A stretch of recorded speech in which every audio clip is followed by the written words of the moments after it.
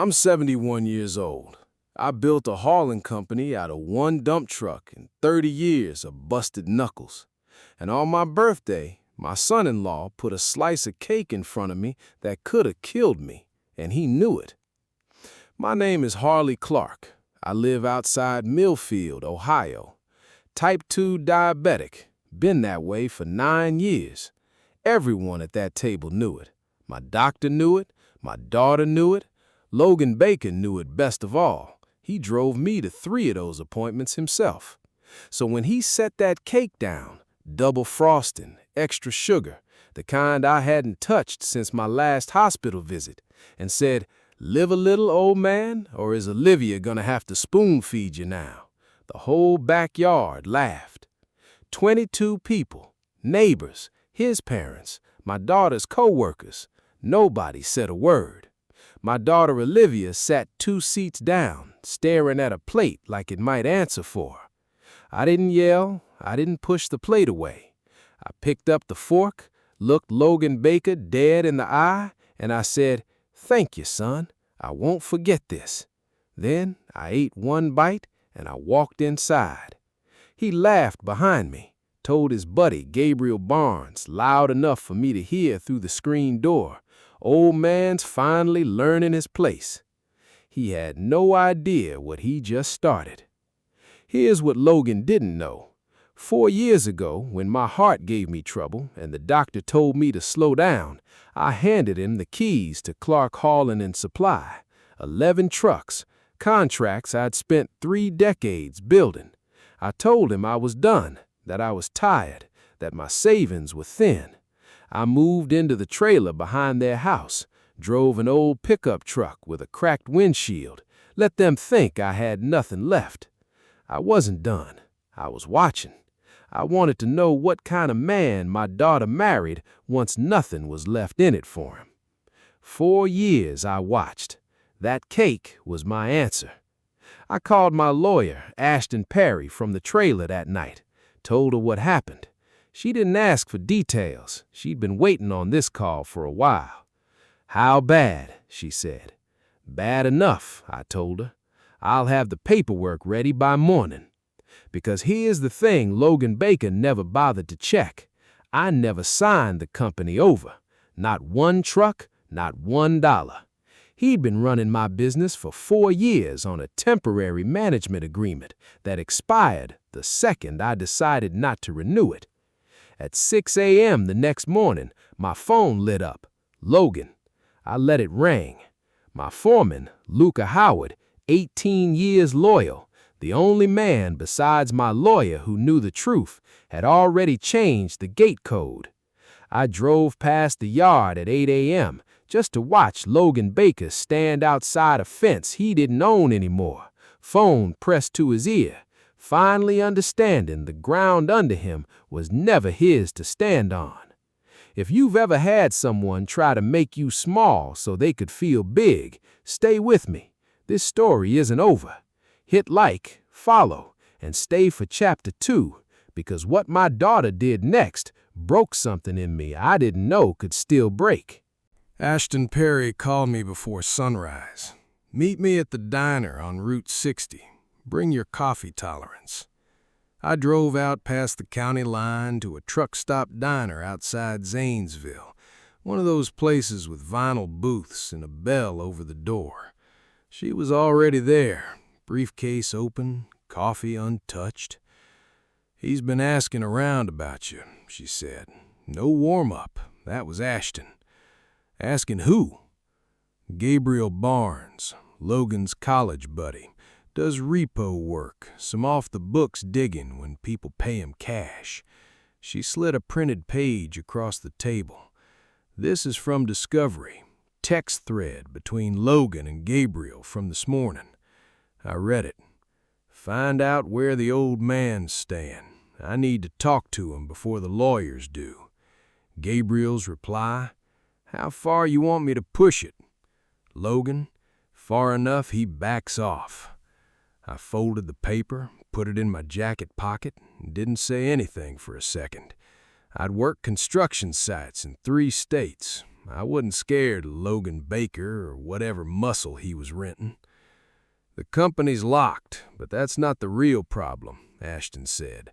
She pulled out a second folder and set it down like she was laying a card on the table. I pulled the books. Logan set up an LLC 14 months ago, Baker Freight Solutions. Same clients as Clarke Hauling. He's been billing them twice, once through your company, once through his. How much? $58,000, near as we can tell. I thought about Yasmin Cole over at Cole Grain and Feed. 61 years old, been giving me contracts since before Olivia could walk. Trusted me because I never gave her a reason not to. Logan had been stealing from her and hiding behind my name to do it. I pushed my coffee away. "Does Olivia know?" Ashton didn't answer right away. That told me before she said a word. "The LLC has 2 members on file, Logan Baker and Olivia Clarke Baker." The diner kept moving around us, plates clattering, a trucker laughing at his phone by the register, while I sat there, understanding my daughter hadn't just looked away from what her husband was doing, she'd put her name on it. "What's the move?" I finally asked. "We file the fraud complaint today. We notify the clients ourselves. You tell them, not a letter from me, so they hear it from you. And we freeze the Baker Freight account before he empties it. Can he move the money first?" "Tried already this morning. Bank flagged it. It's sitting frozen." She allowed herself something close to a smile. "He's got $58,000 he can't touch, and a yard he can't walk into." "And Gabriel Barnes looking for me," I said. "And that." I thought about the text again. Far enough, he backs off. Logan still thought this was a negotiation. He thought if he cornered me somewhere quiet, I'd fold, sign something, crawl back to the trailer. 4 years he'd mistaken my silence for weakness. He was still making that mistake. "Let him find me," I said. "Harley," Ashton frowned at me over her glasses. "I'm 71, not helpless. Set the client meeting for tomorrow. Yasmin first. Book a conference room. Make it clean. Make it professional." I stood up, dropped a 10 on the table for the coffee. "And Ashton, leave a chair open for Logan, too." She looked up. "You're inviting him?" "I want him walking in thinking he's still got cards to play. I want him sitting across from Yasmin Cole explaining those double invoices to her face." I stepped out into the parking lot. Cold morning, gravel lot, my truck the only thing there besides 2 semis idling. My phone buzzed before I even got the door open. Unknown number. I answered. Heavy breathing, then a voice I didn't know. Slow, unhurried, like he had all day. "Mr. Clarke, Logan wants to talk tonight, alone. Says you'll want to hear it before tomorrow." I looked down the empty road towards Millfield. "Tell Logan I'll be at Ashton Perry's office at 9 tomorrow morning. Whatever he's got to say, he can say it in that room." I hung up before he could answer. Gabriel Barnes had to be close, which meant Logan was more desperate than I figured, moving faster than I expected. Desperate men make mistakes. I just needed him to make his in front of the right people. Yasmin Cole walked into that conference room at 8:59, 5 minutes early. 61 years old, hands like she'd never once let someone else load a truck for her. She sat down across from me and didn't waste time on hello. "Harley, what in God's name is going on?" "I'll show you," I said. Ashton already had the invoices laid out, side by side. Clarke Hauling billing on the left, Baker Freight Solutions on the right. Same loads, same dates, same routes to the grain depot outside Cambridge. 2 separate invoices pulled from 2 separate accounts, both hers. Yasmin put her glasses on, went quiet in that specific way people go quiet right before they decide whether to get loud or get cold. She went cold. "He double-billed me on every run since March," she said. 14 months, best we can tell, right around $58,000. Yasmin took her glasses off, set them on the table, and looked at me like she was checking whether I already knew. "You found this yourself?" "Yesterday. I made the first call." That was enough for her. 30 years of trust doesn't need much more than a nod. "What do you need from me?" "A statement, and your billing records going back 2 years. You'll have them by noon." She stood, shook my hand with both of hers, and walked out without looking back. That was Yasmin. Facts first, feelings later. At 9:30, the second one came in. Louise Whitfield ran freight logistics for a regional supplier out of Cambridge. Younger than Yasmin, sharper, already had the numbers pulled up on her own tablet before Ashton could hand her the folder. "I flagged something like this 2 months ago," Louise said, scrolling. "I just didn't know where it led." She did now. "I'll be filing my own complaint," she said, closing the tablet, "separate from yours." "That's your right," Ashton said. "It's not a maybe, it's happening." She left the same way Yasmin had, quiet, done talking. Ashton looked at me across the table. 2 for 2. Then the door opened. Logan walked in wearing a shirt I'd never seen, hair combed flat like he was interviewing for something. Gabriel Barnes came in behind him, thick through the shoulders, stood by the door like he was guarding an exit that wasn't his to guard. Logan looked at the papers on the table, looked at the 2 empty chairs. He hadn't expected that. He thought he was walking into a private conversation, not finding out the clients had already come and gone. "Where's Olivia?" I asked. Something moved behind his eyes. "Not coming." "Did you tell her to stay home, or did she pick that herself?" He ignored it, pulled out the chair across from me, sat down like he still ran the meeting.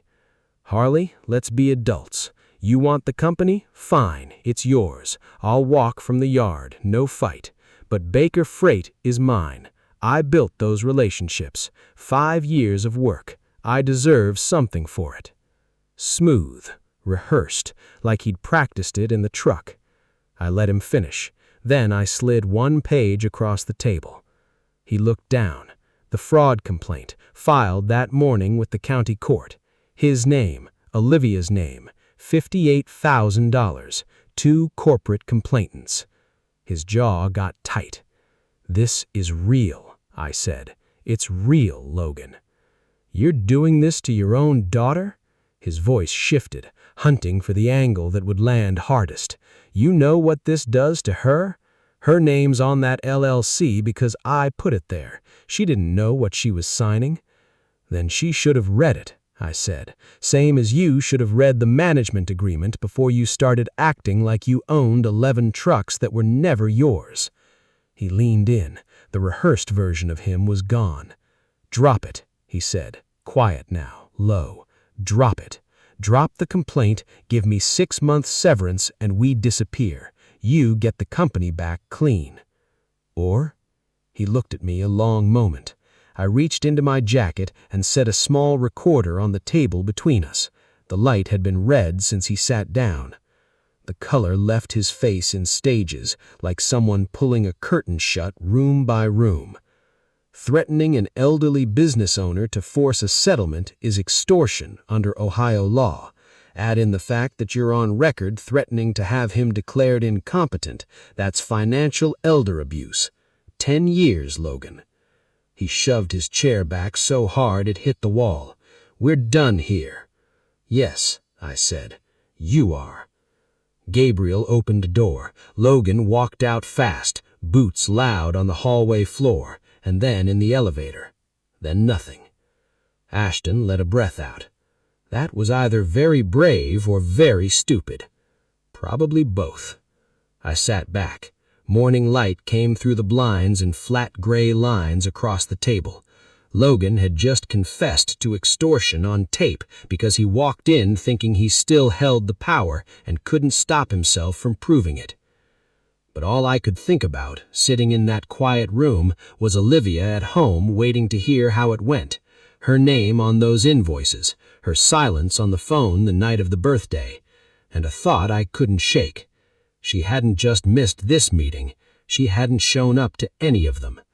And when I called the house 20 minutes later to tell her it was over, nobody picked up. Not Olivia, not Logan. Just ringing into an empty house. I drove back to Millfield alone. No Ashton, no Luca, just me and 40 minutes of flat Ohio road and a knot in my stomach that got tighter the closer I got. Logan's truck wasn't in the driveway. Neither was Olivia's car. The porch light was on, though it was the middle of the afternoon. I knocked. Nothing. I called through the screen door, her name, twice. Nothing but the hum of the refrigerator somewhere inside. I still had a key. Habit more than plan. I let myself in. The house looked lived in and abandoned at the same time. Coffee mug half full on the counter, gone cold. Olivia's laptop open on the kitchen table, screen dark. A duffel bag zipper pull sitting on the floor by the hall closet, like someone had grabbed it fast and it had caught on something. My first thought was that Logan had taken her somewhere to talk her out of testifying. My second, the one that actually scared me, was that maybe nobody had taken her anywhere. Maybe she'd left on her own, and I didn't know which direction that cut. I called Ashton from the kitchen. Olivia's not here. House looks like somebody left in a hurry. Any sign of Logan? Trunk's gone too. A pause on her end. Harley, I need you to think carefully. Is there any chance she went with him voluntarily? Because if she's coordinating with him against the complaint, that changes what we file next. I don't know, I said, and that was the truth, and it sat in my chest like a stone. I walked through the house, room by room, the way I used to walk a job site looking for what was wrong before I could fix it. In the bedroom, her side of the closet was half empty.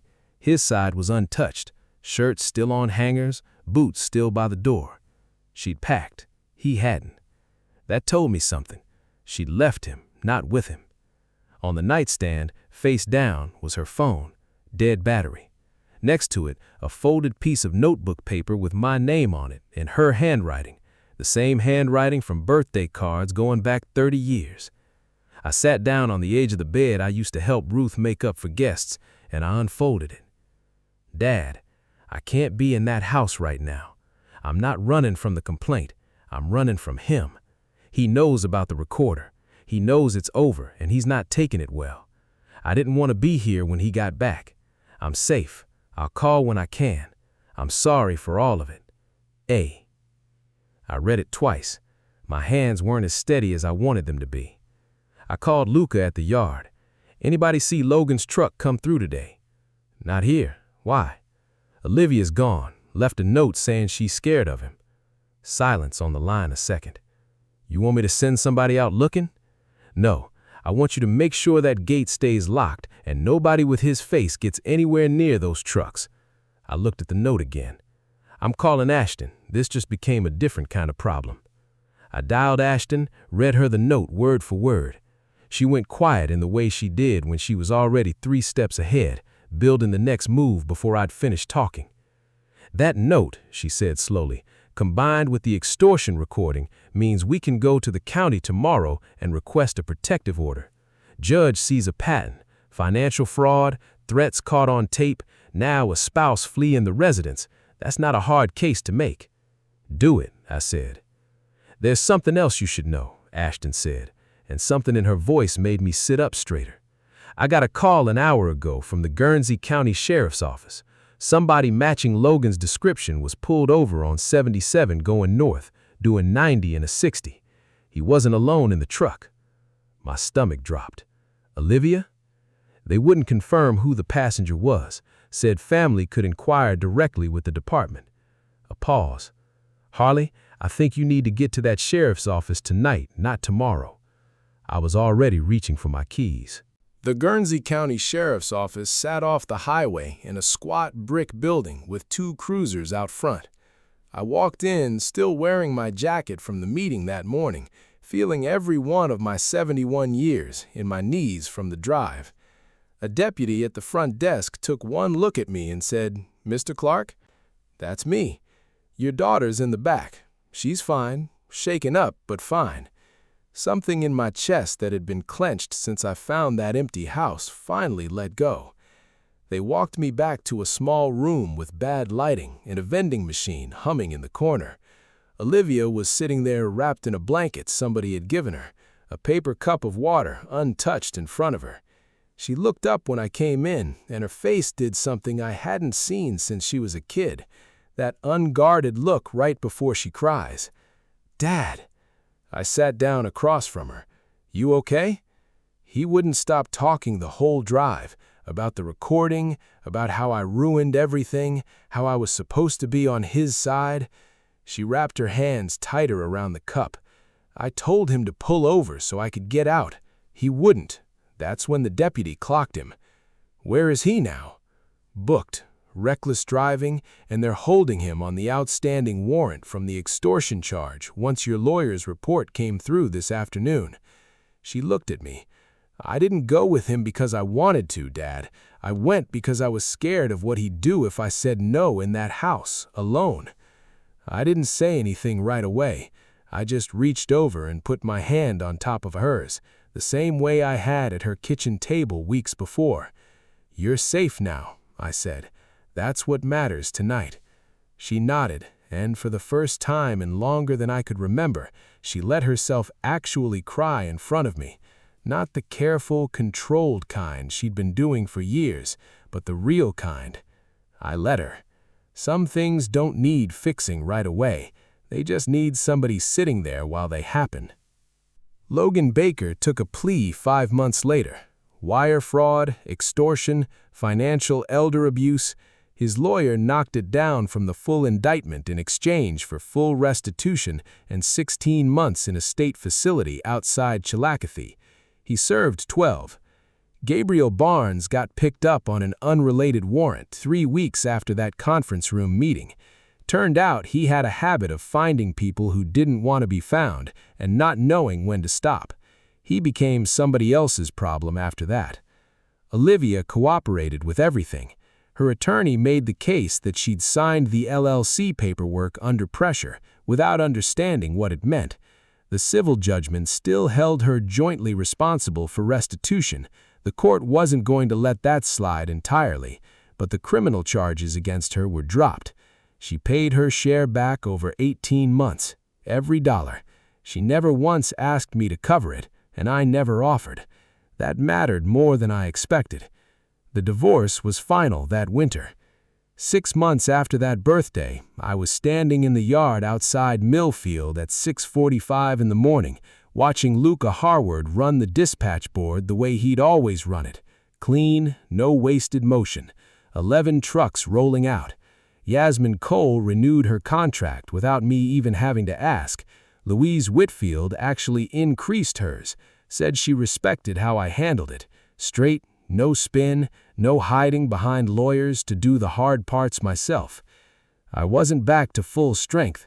My knees still locked up on cold mornings, and there were days the paperwork felt heavier than it used to. But I was there, coffee in hand, watching trucks pull out at sunrise the way I'd watched them for 30 years. Olivia showed up at the yard one Tuesday morning about a month after the plea deal. No call ahead, just her car pulling through the gate. She stood there looking at the trucks, then looked at me. "Mom used to bring you lunch on Fridays. I remember sitting in the truck cab while you two ate. Turkey sandwiches every single week."